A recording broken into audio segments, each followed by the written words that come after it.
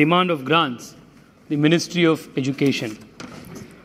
Madam, this year has posed a very unique and an unprecedented challenge to the whole world because we had to face a once-in-a-century pandemic.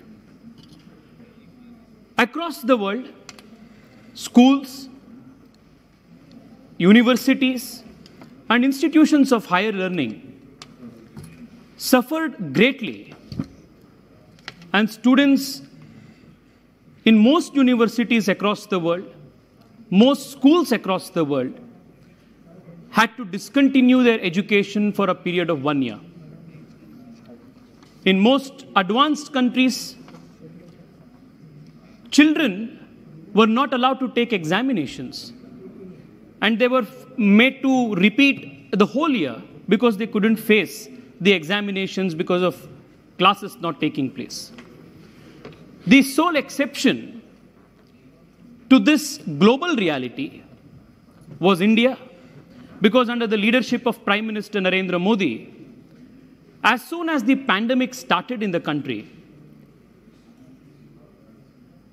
digital education and giving education through every mode possible, whether it was through TV, whether it was through radio, whether it was through podcasts, or every such digital medium was utilized and ensured that those schools were stopped, learning did not stop in India. In that direction, I want to, at the very outset, congratulate our Prime Minister as well as the Minister for Education, Shri Ramesh Pokhriyal ji, for unprecedented leadership in this COVID period. I would just want to recollect some very important steps that were taken during this time, Madam. Under the PM Vidya Diksha program, which was launched in May 2020 under the Atmanirbhar Bharat program, a digital infrastructure for education was created. Many members were rightly raising questions on how many people, how many students has this reached out to? How many students in a country as diverse as ours could benefit out of this? It is a matter of great pride, Madam, to place on record that this platform, the PM E-Vidya Diksha platform, which is based on artificial intelligence and is highly scalable, has since the lockdown received 1,000 crore page hits and over 40 crore scans of video content. This is the highest ever in the world. It is a first initiative as well as the highest reached initiative, and the special congratulations must go to the Minister of Education for bringing this pioneering leadership. Madam, at the same time, textbooks in 31 Indian languages with QR code embedded literature material was given to more than 45 crore elementary school children in the country. More than 3,800 textbooks of various grades of states and union territories, including over 350 textbooks of NCERT and 15 Gyanvani FM radio channels. All of these were incorporated to ensure that learning did not stop during the pandemic. Madam, at the very same time, the government also ensured that examinations were also held on time. Perhaps India is one of the only countries in the world today which has held all examinations, including school examinations and the examinations to the highest learning institutions, universities, on time during the pandemic. And for that reason, again, the Prime Minister as well as this government deserve special recognition and special praise. Even during this COVID pandemic, this country formulated and adopted the National Education Policy 2020. Madam Speaker, the National Education Policy 2020 is going to be the most important, most comprehensive, as well as the most far-reaching reform ever made in history of India. It is directly going to affect the largest number of population, especially the population of young Indians across the country. This policy is reviewing India's education policy after 1986. after a long period of 36 years. I would just want to use this opportunity to place on record a few observations on the national education policy and how this is going to transform the future of this country. Madam Speaker, India had a very hoary tradition of educational institutions. Before the British came, we had excellent universities, the Nalanda, the Takshashila. All of these universities were centers of excellence for around the world. It was attracting students from different parts of the world. Unfortunately, from the time of the British, the Macaulayan education systematically destroyed the very spirit of indigenous education. After 1947, we had a golden opportunity to set this record straight and revisit the strength of the Indian education, traditional Indian education system. However, post-1947, the Jawaharlal Nehru and the Maulana Azad duo did not let the Macaulayan form of education in India stop. They did not reform this education, but only continued the follied British education system in letter and spirit.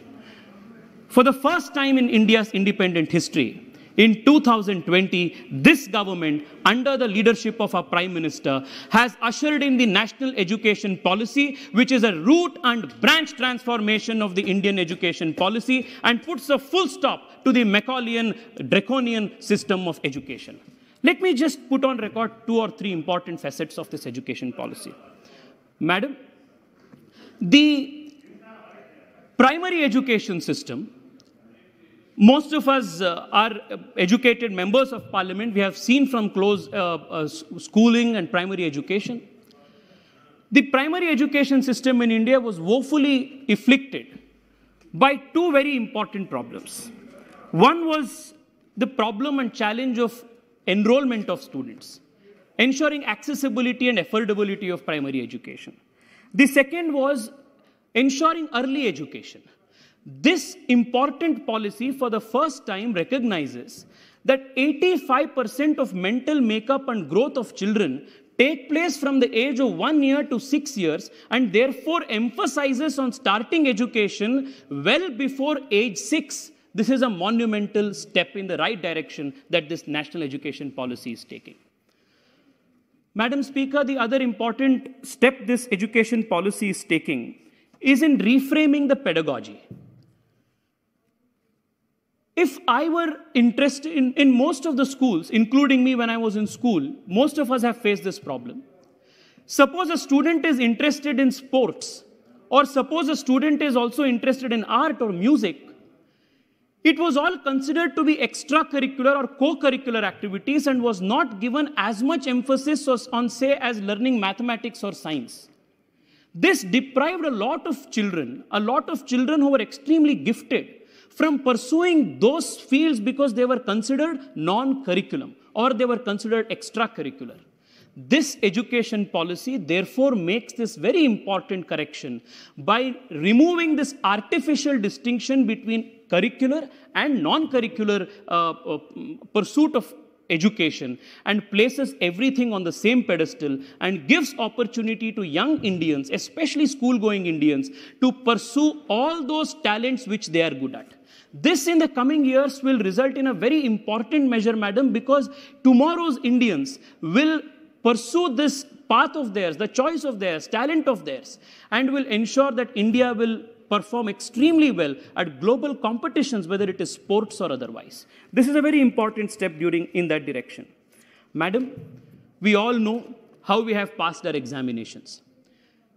Our education system focused more on rote learning, on memorizing answers than understanding concepts, which is why many young Indians across the country, you will find many of them wearing T-shirts which said, "I was born intelligent, but education spoiled me." Because in schools, focus was given on by-hearting answers than understanding concepts and arriving at conceptual clarity. For the first time, this education policy rightly makes a move and towards ensuring that we learn less content, but learn how to learn. Because learning how to learn is more important than gathering information in an age where digitally any kind of information is easily accessible and available. This is also going to change greatly the coaching culture in India. Every student in any educational institution will emphasize more on which guide to buy, which guidebook to learn, which coaching class to attend. In this country, guidebooks have more important than textbooks. Coaching centers have more important than classroom lectures, because conceptual learning was not emphasized as much as rote learning. This very important lacunae of the education system, especially in primary education, has been removed. Madam Speaker, the other big challenge that this country faced was in the higher education segment. Due to stringent regulation, higher education system faced a severe shortage of supply. So much so that for one available medical seat, there were at least 15 to 20,000 people applying for that seat. This created a system where capitation fees was highly charged. Corruption was resulting in corruption in higher education. So much so that a young Indian coming from a middle class family or a lower middle class family could not even dream of getting a medical seat, because a medical seat was literally auctioned in this country. If we go outside and find out, medical seats are auctioned for 50 lakh rupees, 1 crore rupees. This is the kind of artificial supply-demand problem that was created because competition was not allowed. The whole higher education sector was not allowed for free players to operate. Madam, it is of great importance to note that after 2014, under the leadership of Prime Minister Narendra Modi, capacity addition in higher education has been an area of extreme importance. Since 2014, just the number of MBBS seats alone, madam, has increased by 48% from around 54,000 in India in 2014 to 80,000 seats in 2020. In a matter of 6 years, we have increased this by 48%.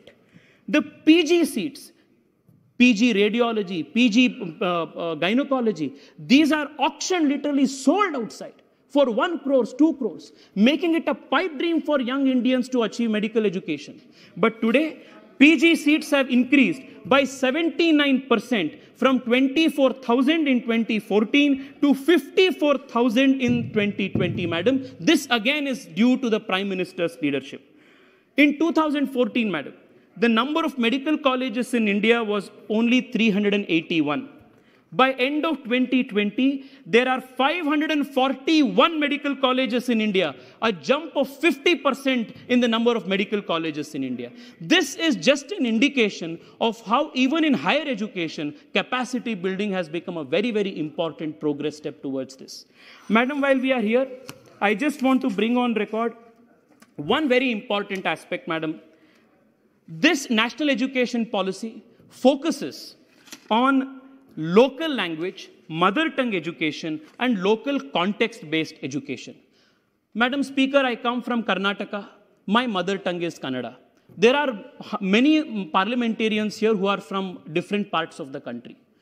Unfortunately, during all our formative years in school, we learned more about Shakespeare than we learned about our own writers. We learned more about Scotland and the British history than we learned more about Tanjavur and the temples of the south. Madam, on this point alone, the great educationist Ananda Kumaraswamy, criticizing the problem of the English education in 1909, said this, and I will quote, "The most crushing indictment of the English education is that it destroys all capacity for the appreciation of Indian culture. Speak to the ordinary Indian graduate on the ideals of the Mahabharata. He will hasten to display his knowledge of Shakespeare. Talk to him of religious philosophy. You will find that he is an atheist of the crude type common in Europe a generation ago. Not only has he no religion, but he is as lacking in philosophy as the average Englishman.